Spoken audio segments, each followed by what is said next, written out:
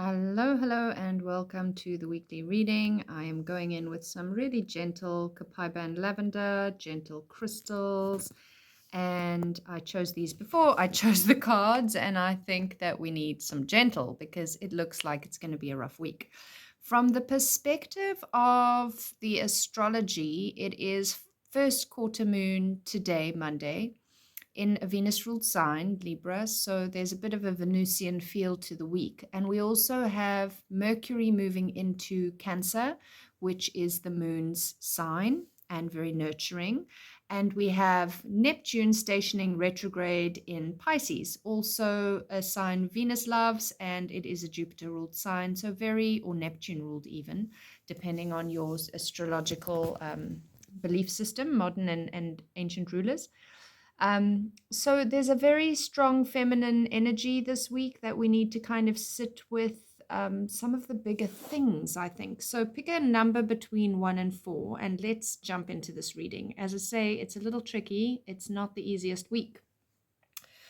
From the astrology, I wouldn't have said that, but from the cards, I definitely think that we're working through some stuff. So we start the week with Justice in reverse. In fact, we've got 3 out of 4 cards upside down. And Justice in reverse is telling us the balance is off. It's telling us that we are not taking responsibility and accountability for our own stuff. And we are passing the buck and avoiding getting our lives into balance by being honest, being just, being fair, being accountable. So yeah, responsibility is a big one. And I love when we change the word responsibility to the ability to respond or response ability, because that's what it is. It doesn't have to have a negative connotation, responsibility. It doesn't have to be all grown up, although this is a week that tells us we need to grow up. So from that perspective, it could work as well. But yeah, our week is kind of started with this. And this card actually has quite a strong Libran feel, and the week starts with a Libran first quarter moon cycle. Moon phase. So I do think that it's time to really be honest with ourselves and go, where am I blaming, shaming, passing the buck, and not looking in the mirror and taking responsibility for my own actions, my own choices and decisions?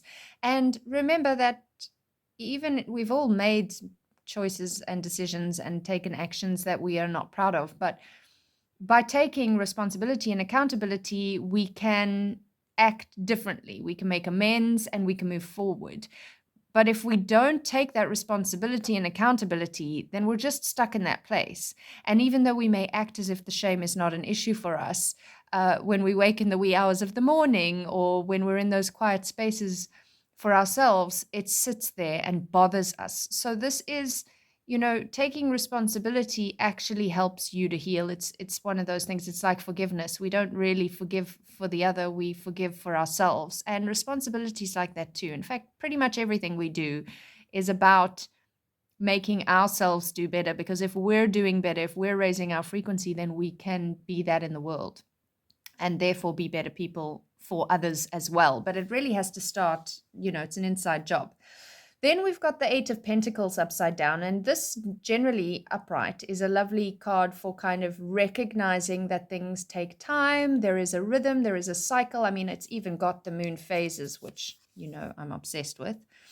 And things are cyclical, and you need to draw from all the different elements, from all the different tools, even though this is primarily a earth card, which is about materializing. But because we've got it upside down, and with the other. Okay, let me try that again. Sorry, I got cut off there. I needed to clear some space on my phone. What I was saying about the 8 of Pentacles upside down is because we've got it upside down and the other cards that are in this reading, I feel like we might be looking at either where we're trying to take shortcuts to our detriment or burnout, and again, that sort of links to the justice upside down. I want things to be a certain way. They're not. I'm not prepared to look at how I got to that stage. So I'm just going to try and take the road of least resistance, even though I haven't actually cleaned up my side of the street before kind of stepping onto another path. And so the Eight of Pentacles is kind of cautioning us that we actually do need to do the work. It does take time. It is cyclical. That is just what it is. And we can do that actually quicker by taking responsibility and accountability, which is the thing that it seems we're trying to avoid this week. Because then we have the star upside down. And I feel like, sorry, I see I was just checking on my space on the phone. Sorry, I feel like the star upside down is really talking to us about losing faith and hope at the moment. And I don't think we need to lose faith and hope. I think we just need to do the work that's uncomfortable. I really am feeling a strong Neptune moving retrograde vibe in this week's reading. So Neptune is the sign, the planet that would really, and Pisces, it's in Pisces, and that's the sign as well, where there is really a deep desire to see what is beautiful, even if it is not real, and to numb when things feel too painful. And I feel like this week is actually trying to say to us that is not going to serve you in the long run. It may feel good for the short term, but it's not going to serve you in the long run. And it's actually leaving us feeling hopeless, because the star is ideally about hope and healing. And upside down, it's that hopelessness. Like, how am I actually going to get to these things? But actually, we come right back to the fact that if we take more responsibility for where we have gone wrong, not to judge ourselves. I mean, justice is not telling us to judge ourselves so much. It's telling us to correct what went wrong. And then we won't need to be so hopeless and despondent, really. And then we also have this only card that is upright is the Seven of Cups. And he's a bit tricky, actually. Cups is a water card. And this is kind of a space where we have so many choices, we don't know which way to go.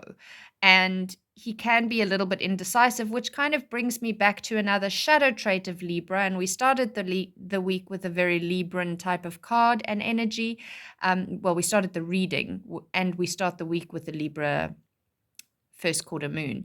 So here we have the Seven of Cups going, well, I don't know. What if I want this and I go that way and I don't get what I want? Or what if I stop and I do take responsibility for my choices and I make amends and move forward in another direction? And what if this and what if that? And in the end, we don't know the answer to any of those questions. There's always going to be the element of surprise, the element of uncertainty, adventure, there's different ways to word it to make you feel a little bit less overwhelmed by the fact that we don't know and we're not really in control of anything, even though we're always trying to kind of hold on to control. But we need to make a decision. We need to take some kind of action, because if we don't, we're just stuck in that feeling of hopelessness, in that feeling of burnout and shortcutting to try and just get through the day. And imbalance. Ultimately, it's about imbalance. And if there's one Libra keyword, it is balance. So the Libra first quarter moon at the start of this week and Pisces turning retrograde both feel like they have a lot to do with this. And then, of course, because Mercury is moving into a water sign of Cancer, it's about nurturing ourselves through these things. So Cancer is very much the mother archetype. And I want you to imagine, as you're handling these things, and try not to let this necessarily be the voice of your own mother, because oftentimes the voice of your own mother may have been very critical or judgmental or too gentle. It could have gone any way. So what you want to do is you want to look at, how do I, because Mercury is our thinking, Cancer is that mothering archetype, how do I mother myself through this? If I was my ideal mother, how would I convince myself? How would I speak to myself with love and nurturance, but to get myself to be more responsible?